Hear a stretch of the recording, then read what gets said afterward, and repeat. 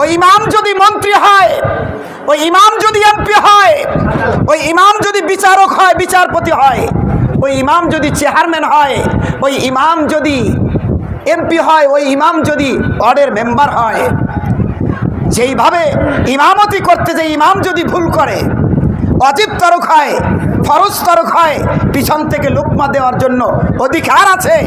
এই ইমামকে যদি আপনি এই নেত্রীর স্থানে বসান, তাকে সেই দায়িত্ব দেন, সেই দায়িত্বের স্থানে যদি বসান, ক্ষমতার স্থানে বসান, উনি যদি কোনো অন্যায় করে, কোনো ভুল করে, আপনি সাধারণ যদি জেলেও হন, দিনমজুরি লোক হন, কুলি হন, আপনারও লোকমা দেওয়ার অধিকার থাকবে, আছে। জোরে কোন ঠিক না ঠিক?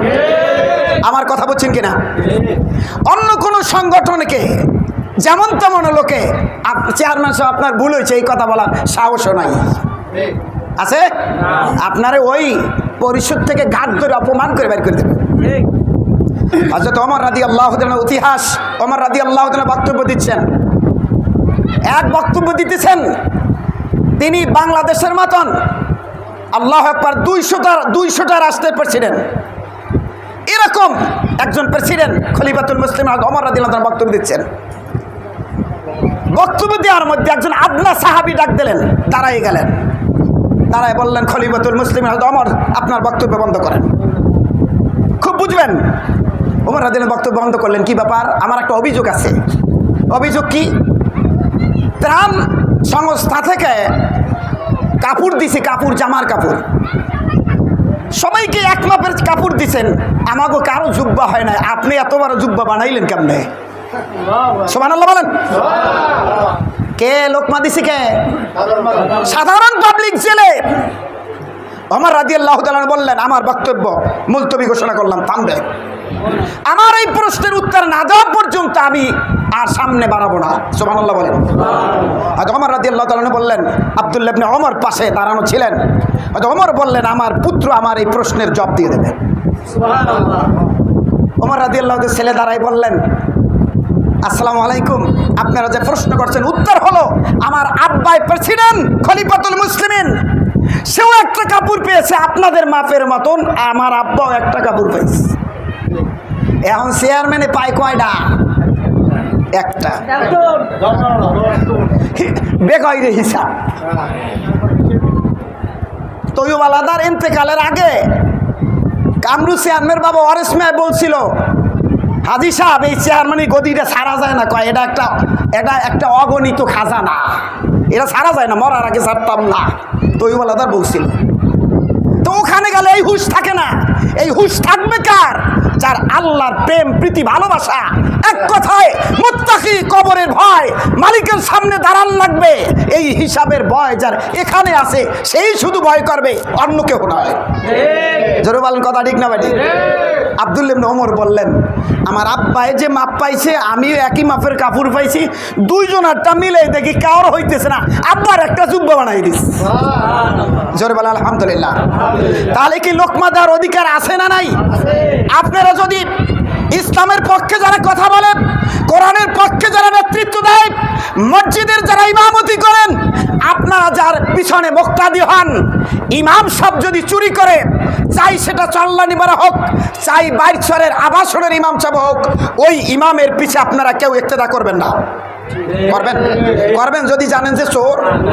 হ্যাঁ। আর কার পিছনে ইক্তেদা করবেন? যার জীবনে চোর নামে কোনো রেকর্ড নাই। জোরে কান। এমপি থেকে শুরু করে মেম্বার পর্যন্ত একটা লোককে দেখান যারা বিগত দিনে ক্ষমতায় ছিল, যে চোর নামে কোনো দাগ তার জামায় লাগে নাই। দেখান যাইবে? কথা বল না। দেখান যাবে না, যাবে না।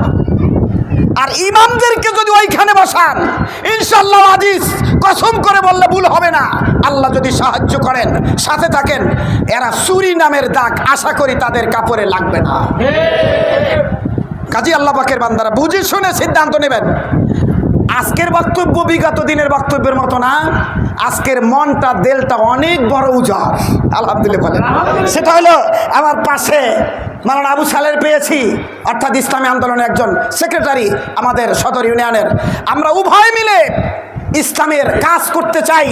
সামনে যতদিন আছে ততদিন এখনো মাঠে আছি, সামনে যতদিন বেঁচে থাকবো ততদিন মাঠে থাকবো। কে কে রাজি আছে? আল্লাহ নারে তাকবীর, নারে তাকবীর। আলহামদুলিল্লাহ। ভাইরা, আল্লাহ পাক বলেছেন মাঠে থাকবো কেন? ওয়ালা তাকুলু লিমান ইয়াকতালু ফি সাবিলিল্লাহি আমওয়াত বাল আহইয়াউ ইনদা রাব্বিহিম ইউরযাকুন। ঘোষণা কার? ভালো করে বুঝবেন।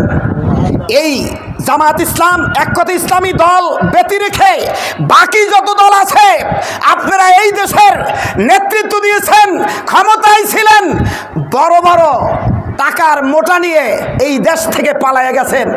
আল্লাহর জমিন ছাইরা পালায়ে গেছে। কথাটা কি এরকম না? জমিনের মধ্যে আছে। মানুষ ফাঁকি দেওয়া যায় আল্লাহরে? পারো যদি মাওলার জমিন থেকে পালাই অন্য কোথাও যাও, আজরাইল বিছিয়ে পাইব না। কথা কয় না?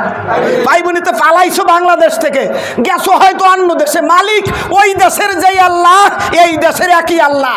এই দেশে যেই আজরাইল জান কবজ করে, ওই দেশে এড়াইতে পারিবা, এড়াইতে পারিবা। তবে বুঝতে হবে, তোমরা তোমাদের দলের জন্য যা কিছু করো, তোমাদের যা পাও না দাও না এই জমিনে পরকালে নাই। কথা বোঝেন কিনা?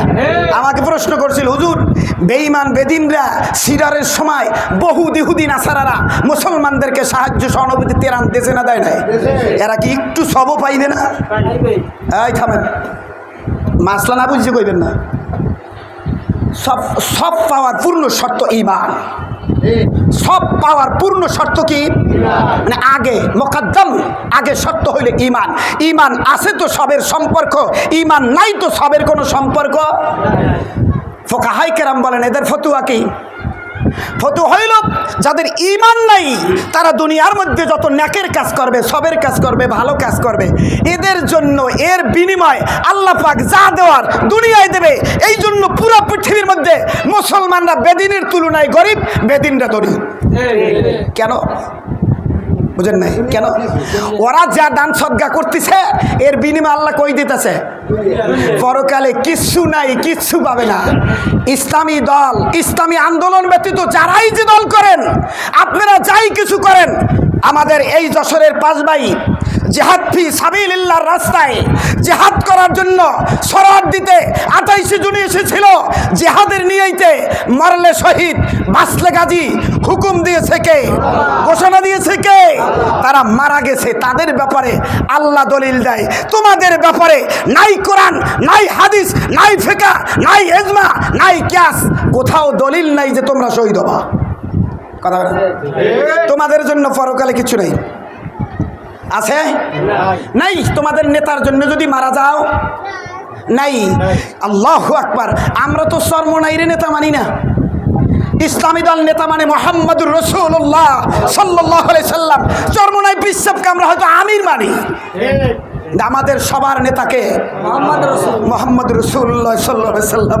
আল্লাহ পাক বলেন ওয়ালা তাকুলু লিমান ইউকতালু ফি সাবিলিল্লাহ। ভালো করে বুঝবেন, আল্লাহ পাক বলেন যারা আল্লাহর রাস্তায় জিহাদ করতে যায় দিন কায়েমের জন্য, কোরআনকে জমিনে প্রতিষ্ঠিত করার জন্য, নেতার পরিবর্তন।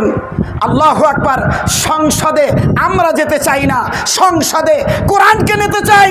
সংসদে আমরা যেতে চাই না, সংসদে নবীর সুন্নাত নিতে চাই। জোরে তো ঠিক তবে ঠিক। তোমরা যে কেউ চাও, যদি পারো কোরআনের মালা গলায় পরে, হাদিসের মালা গলায় পরে সংসদে 350 আসনের সিট নিয়ে দেশ চালাইতে পারো, আলহামদুলিল্লাহ। ওই মসনদের লোক আমাদের নাই, তবে কোরআন সুন্নাহ মাফিক দেশ চালান চাই। আমার কথা বুঝছেন কিনা? আল্লাহ পাক বলেন যারা এই দিন কায়েমের জন্য রাস্তায় এসে, আল্লাহর রাস্তায় এসে শাহাদাত বরণ করলো, ওয়ালা তাকুলু লিমান ইউকতালু ফি সাবিলিল্লাহ বাল আহইয়াউ ইনদা রাব্বিহিম ইউরযাকুন। আল্লাহ বলেন যারা আল্লাহর রাস্তায় এসে শাহাদাত বরণ করলো, তাদেরকে বলিও না তারা মারা গেছে। সুবহানাল্লাহ। বাল আহইয়াউ, আল্লাহ বলেন বরঞ্চ তারা আমি আল্লাহ পাকের কাছে জীবিত, কিয়ামত পর্যন্ত জীবিত আছে। কিয়ামত পর্যন্ত জীবিত থাকবেন। যদি জীবিত হয় খানার প্রয়োজন আসেনি। কথা বলে বাল আহইয়াউ ইনদা রাব্বিহিম ইউরযাকুন। আল্লাহ বলেন তাদের আমি খানা দানা খাওয়াইয়া পালতে আছি। তাফসিরের মধ্যে লেখেন কেমনে পালে, আল্লাহ পাকের আরশে আজিমের নিচে এই যে ফুলগুলা ঝুলতেছে, আল্লাহ পাকের আরশে আজিমের নিচে তাল গাছের মাথায় বাবুই পাখি যে বাসা বানায়, ঝুলানো না লটকানো?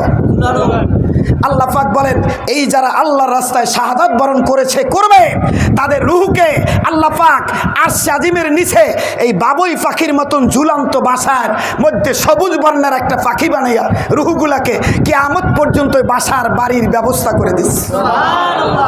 আল্লাহ রাব্বুল আলামিন এই অবস্থায় কিয়ামত পর্যন্ত তাদেরকে খানা দানা খাওয়াইয়া রাখবেন। কাদেরকে?